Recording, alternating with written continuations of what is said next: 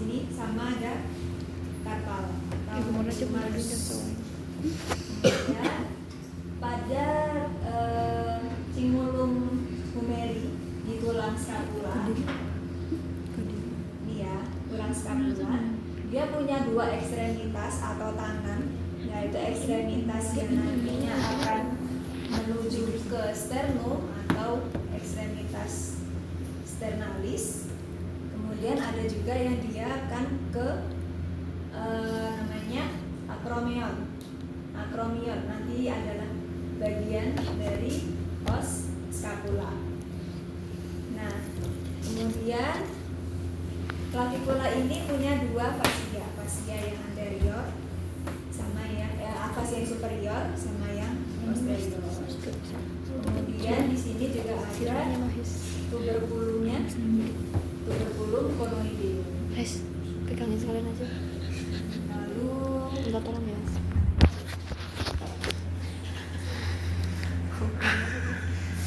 nah, kemudian clavicula ini punya badan namanya corpus clavicularis.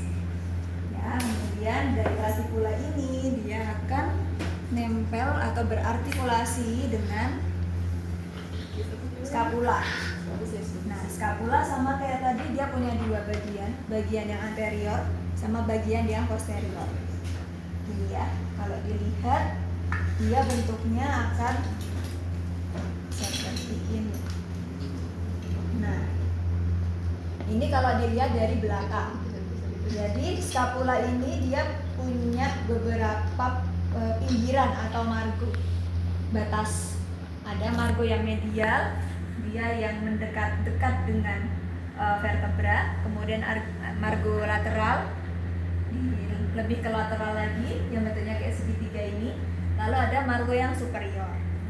Untuk yang margo superior ini dan juga margo lateral, nanti dia akan membentuk suatu sudut atau angular superior. Nah, kemudian yang bagian bawah juga ada sudutnya, angula yang inferior. Lalu di bagian lateral ini dia juga membuat suatu sudut, yaitu angula yang lateral. Tuh. Nah, kalau kita lihat di bagian depan, di sini nanti ada bagian yang agak cekung, namanya fossa scapularis. Kemudian di sini ada angulasi ya, notch atau incisura yang scapula. Ini ada cekungan di sini, kaki. Ya. Lalu di bagian anterior kita akan melihat adanya penonjolan dari tulang scapula ke arah anterior, yaitu ada processus coracoideus. Oke, kemudian kita lihat bagian posterior. Di posterior ini ada tonjolan ke arah posterior memanjang membentuk seperti spina. Ini adalah spina scapularis. Ya, spina scapularis. Di ujung dari spina scapularis akan membuat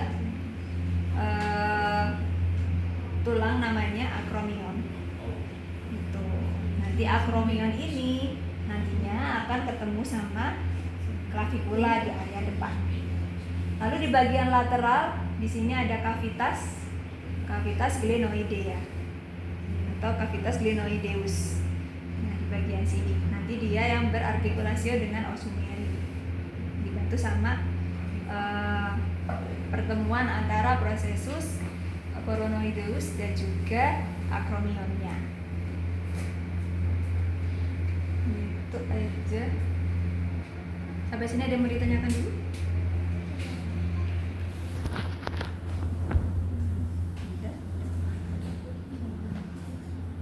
Oh, ini. Lalu untuk spina ini membagi dua bagian dari fascia posterior. Ada fossa supraspinatus sama yang infraspinatus. Fossa infraspinatus. Pokoknya yang di atasnya namanya supra, yang di bawahnya namanya infra.